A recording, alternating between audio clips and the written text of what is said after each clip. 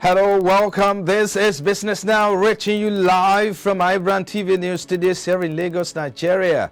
Coming up, Federal Executive Council approves 169.7 billion naira private sector investment for road infrastructures. Vice President YUSUF urged Nigerians to support full digitization of tax administrations. And Central Bank of Nigeria issues regulatory framework for open banking in Nigeria. World Bank set to disburse $30 billion to fund existing and new projects in Nigeria and other countries.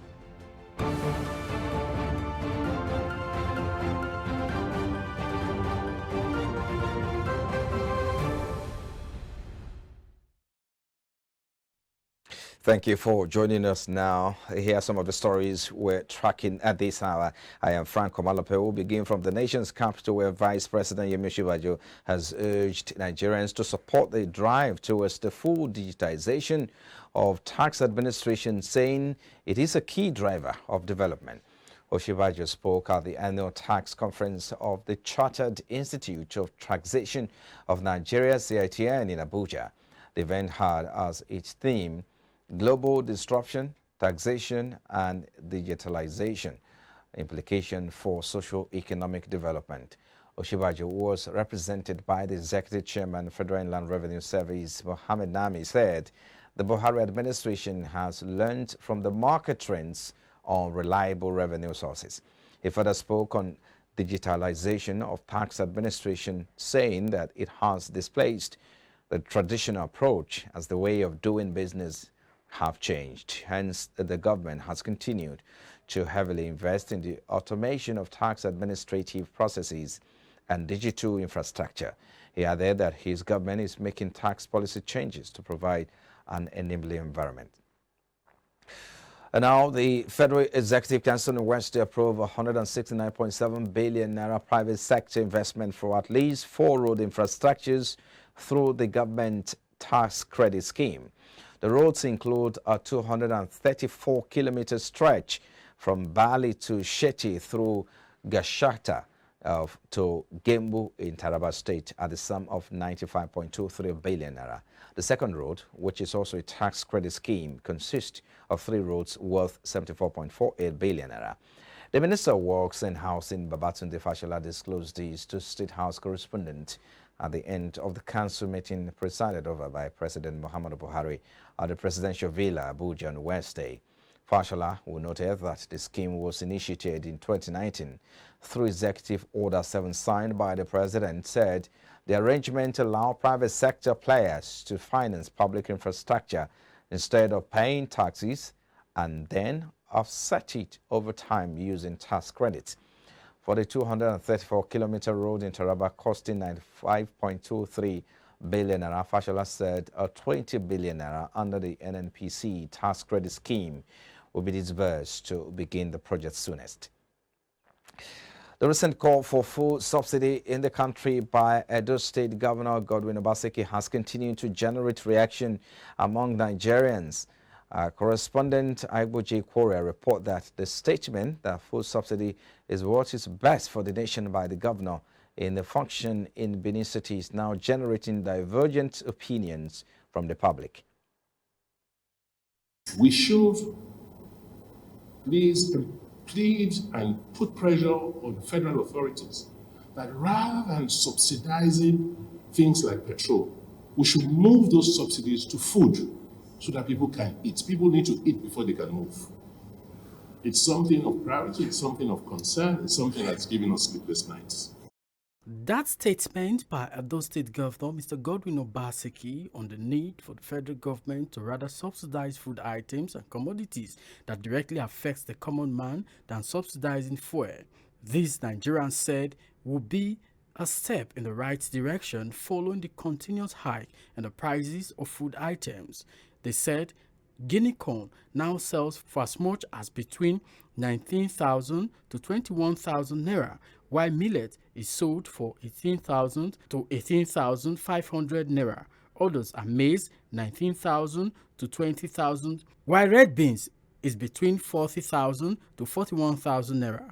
White beans, 36,000 to 38,000 naira, amongst others. Hence, the need to support the call by the governor to subsidize food items. That's not the way it's supposed to be. I know that there is inflation all over the world, but other countries, their governments are subsidizing for the citizens.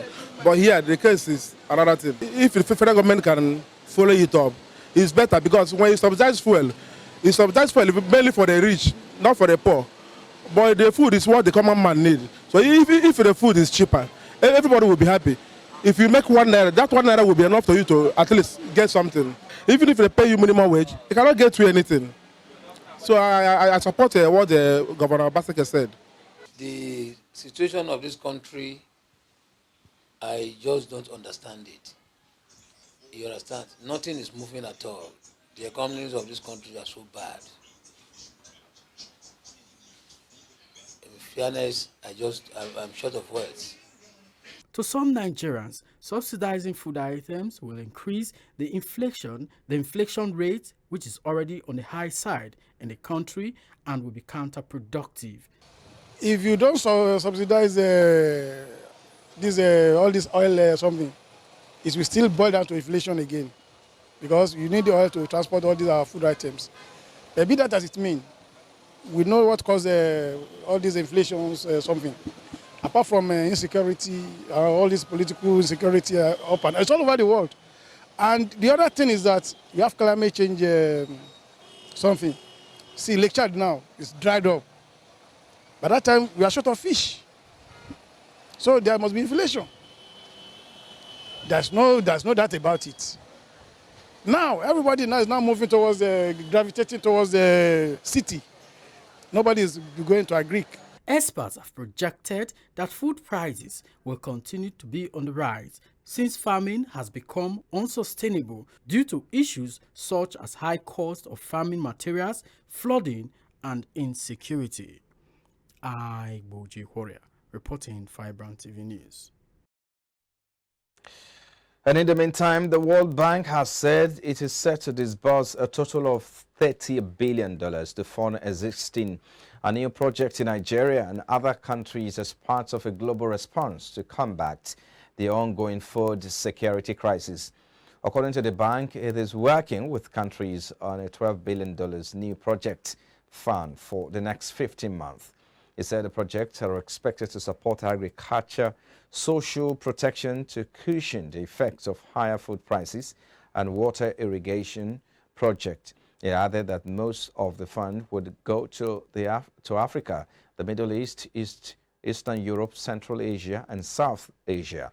The Global Bank disclosed this on Wednesday when it announced how it plans to be part of the comprehensive global response to the ongoing food crisis. It stated that it intends to roll out this fund in existing and new projects in agriculture, nutrition, social protection, water, and irrigation. World Bank Group President David Malpass said food price increases are having devastating effect on the poorest and most vulnerable. And now, a frontline microeconomy analyst and former Director General of the Lagos Chamber of Commerce and Industry, Dr. MUDA YUSUF, has described the Nigerian manufacturing industry as near comatose. Dr. MUDA, while addressing stakeholders in the industry in Lagos State, said the nation's economy cannot get to its peak if the manufacturing sector contributes less than 9% to the nation's GDP. Away from there now, the reconciliation of the outstanding bridging claims by marketers of premium motor spirit by the Nigerian midstream and downstream petroleum regulatory authorities underway as part of the process of submitting required documents and making themselves available for engagement that will lead to the reconciliation of the figure. The authority executive, Farouk Ahmed, has met with a delegation of the Northern Independent Petroleum Marketers Forum to discuss the payment of outstanding bridging claims to marketers in Abuja. The authority has consistently maintained that 500 billion are bandied around by some marketers is not correct and that reconciliation has not been concluded. It noted that the pending payments are due to the reluctance of marketers to reconcile their claims, despite the authorities' continuous appeal to come for reconciliation whenever there are discrepancies. At the meantime, the Central Bank of Nigeria has issued the regulatory framework for open banking operation in Nigeria in its effort to enhance data sharing across the banking and payment system to promote innovations and broaden the range of financial products and services available to bank customers. According to the CBN in a recently released circular, the regulatory framework for open banking in Nigeria established principles for data sharing across the banking and payment system to promote innovations and broaden the range of financial products and services available to bank customers. The CBN stated that the guidelines to data in the financial sector would enable customers to access innovative financial products and services. Open banking is the banking practice in which third-party financial service providers are given open access to customer banking, transaction, and other financial data from banks and non-bank financial institutions via application programming interfaces. And now, given the huge trade volume of cryptocurrency in Africa, Nigeria Inclusive, a centralized cryptocurrency exchange firm, FTX, has called on the federal government to license crypto trading and come up with a regulatory framework that would guide the operations of cryptocurrency business in Nigeria. FTX is a native or token design for the cryptocurrency derivatives exchange FTX, with the numerous uses that are designed to benefit users and increase network effects around the platform. The firm made the call during its third anniversary in Lagos, which was attended by industry players, including some state government officials. Business development managers, FTX in Africa, Adebayo Juwon, said FTX is the most licensed crypto in the world, both in the US, Japan, Europe, and the United Arab Emirates.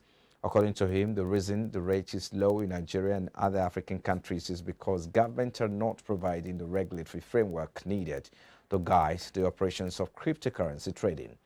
Juwon stated that in less than 3 years, FTX was able to reach a valuation of $32 billion with 6 million registered users operating in 200 countries across the world.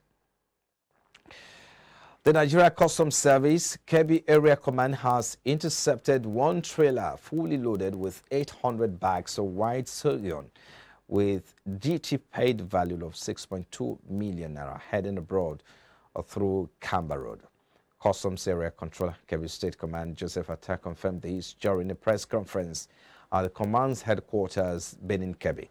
Atta, who also showed some prohibited items seized by his officers, disclosed that 208 jerry cans of 5,225 liters of PMS, 18 jerry cans of 150 liters of Ago, and DAF truck used as a means of conveyance, 39 bags of foreign parboiled rice, 5 cartons of medicaments, and 10 bales of second-hand clothing, among others, were intercepted. According to him, the command has intercepted one trailer fully loaded with bags of grains, as physical examination of a truck showed that it contained 800 bags of white sorghum with duty paid value of 6,227 naira. You're watching Business Now, coming to you live from our studios here in Lagos. Still to come after this break. Shares slide as global growth fears mount. We'll bring you details and more business update after this break. Please stay with us.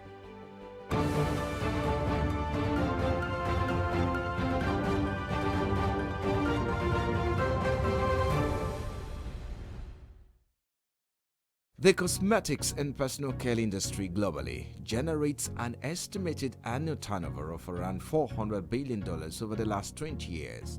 In Nigeria, the beauty and personal care market could reach 3.2 billion euros by 2021, making Nigeria the rising star in sub-Saharan Africa.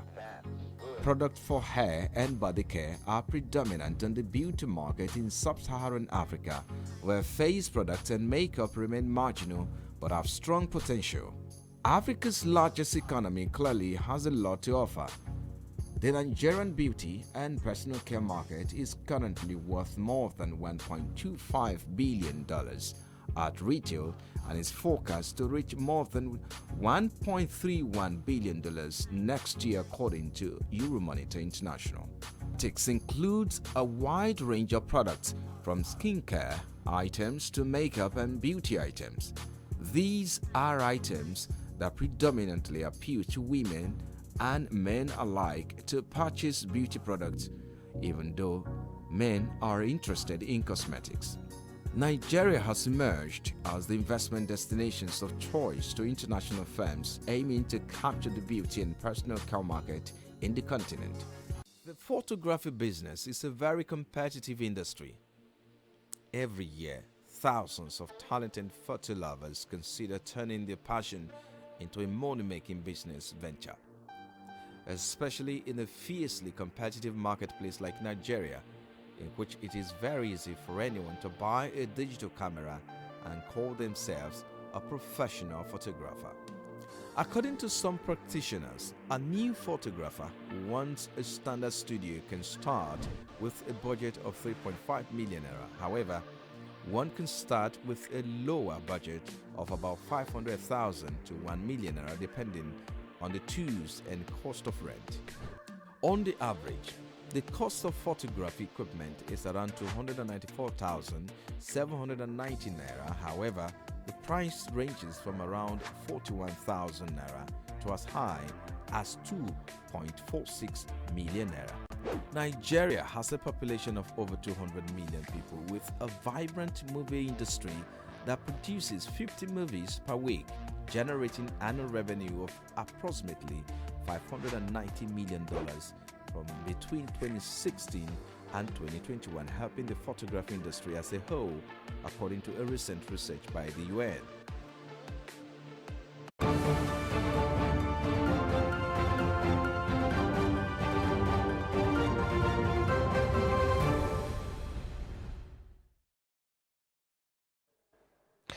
Glad to have you back now. If you just join us, this is Business Now, reaching you live from IBrandTV News Studios here in Lagos, Nigeria's commercial capital. On the African scene now, Governor of the Bank of Ghana, Ernest Adison, has described as baffling the sustained rise in the rate of inflation in the country. According to the governor, the Monetary Policy Committee, which is meeting to review development in the economy, will need to decide on the current policy rate, which stands at 17%. The policy rate, which influences interest rates for individuals and businesses, is also used as a tool to curb inflation in the country. Data from the Ghana Statistical Service shows that the continuous surge in transport and food prices, among others, across the country has pushed the national year-on-year inflation for April 2022 to 23.6%, which is over 13% point higher and the upper band of government's inflation target for 2022, which is 10%. Speaking on the challenge with inflation in an interview with Bloomberg, the governor of the Bank of Ghana, Ernest Adison, said the situation is complicated, but a decision will be made by Monday on what to do about the policy rate. And on the foreign scene, inflation in the United Kingdom soared to an eye-watering 40-year high yesterday, with fears that things were only going to get worse as the government faces massive pressure to come up with cost of living aid. The headline consumer price index rate rose to 9% in April, up from 7% in March, on the peak since 1982 when Margaret Thatcher was Prime Minister. The Falklands War was about to start and unemployment was running at 3 million. The Bank of England expects the annual rate will get even worse, peaking at 10.25% during the final quarter of the year amid the biggest squeeze on income since records began in the 50s. That will be more than 5 times in 2% target, according to a report. The German Weimar Republic effectively collapsed after the value of the mark went from around 90 marks to the US dollar in 1921 to 7,400 marks to the dollar in 1921. The skyrocketing UK inflation rate is happening as Nigeria's own index rose to 16.82% in April, recording the highest jump in 8 months, according to the National Bureau of Statistics. But many Nigerians think that the figure could be higher, given Nigeria's perceived penchant for interfering with official data. And now the Spanish Data Protection Agency has imposed a penalty of 10 million euros on Google for transferring data to third parties without a legal basis to do so, and for hindering citizens' rights to erasure. According to the agency, this contravenes Article 6 and 17 of the European General Data Protection Regulation.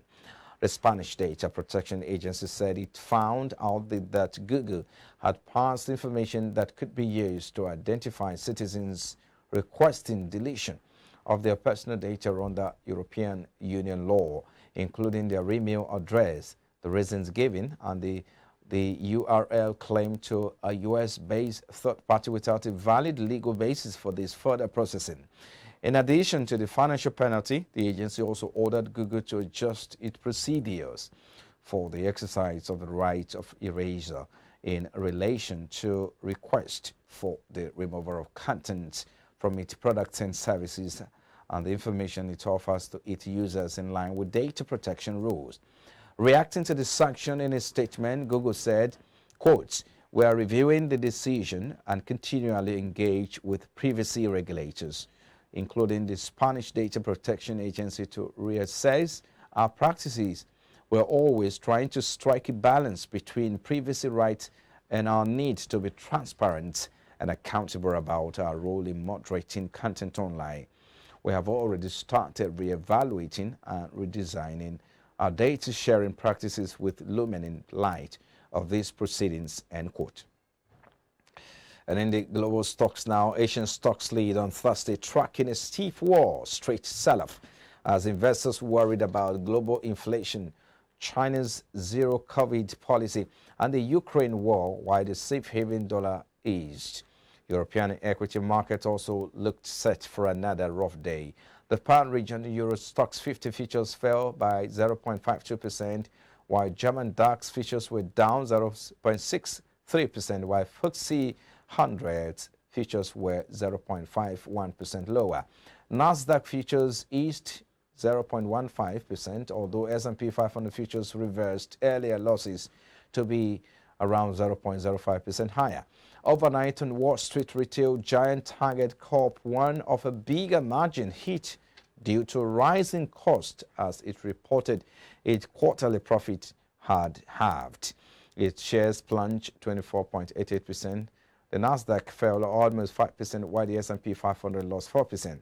MSCI's broad-based index of Asia-Pacific shares outside Japan snapped 4 days of gains and slumped 1.8%, dragged down by a 1.15% loss of Australia's resource heavy index. A 2.1% drop in Hong Kong stocks and a 0.3% retreat in mainland China's blue chips as Japan's Nikkei 225 shed 1.7%. Meanwhile, while prices recovered from early losses as lingering fears over tight global supplies outweighed fears over slower economic growth. Brent crude rose 1.2% to $110.41 per barrel, while West Texas Intermediate crude was up 0.8% to $110.40 a barrel. Gold was slightly lower. Spot gold was traded at around 1,814.88 per ounce. You're still watching Business Now, coming to you from our studios here. We'll take a break now, and after now, we'll be joined by Omobolanle Adeshi for more news update. Please stay with us.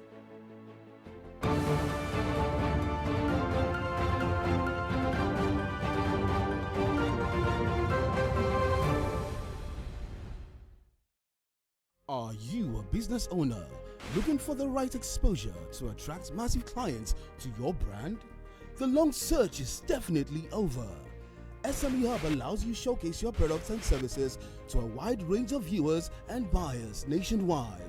For further inquiries, please call Alero on 081 323 43262, or you can send an email to alero.ogudere@ibrandtv.com. Grow your brand and boost your business on SME Hub, live on IBrandTV. where business comes first.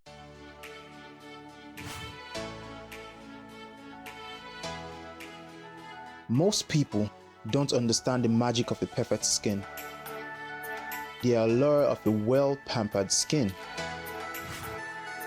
We bounce from skincare products to skincare products, from spa to spa.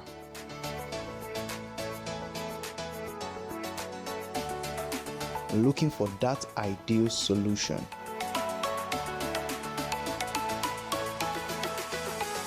I found the solution.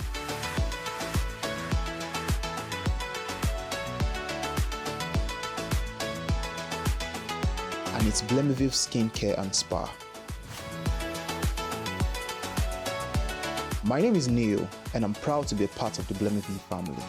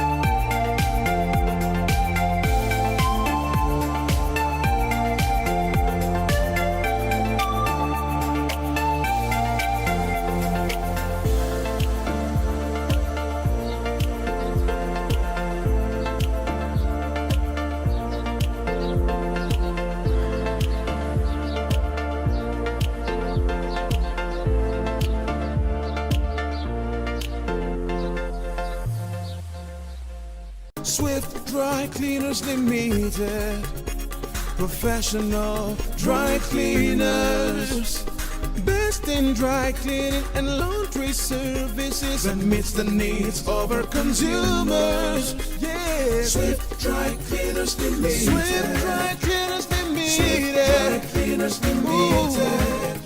Yeah. Swift Dry Cleaners Limited. Yeah, for clean wash and quick delivery. Yeah, Swift Dry Cleaners Limited. Swift Dry Cleaners Limited. Swift Dry Cleaners Limited. For clean wash and quick delivery. Swift Dry Cleaners. Clean wash, quick delivery.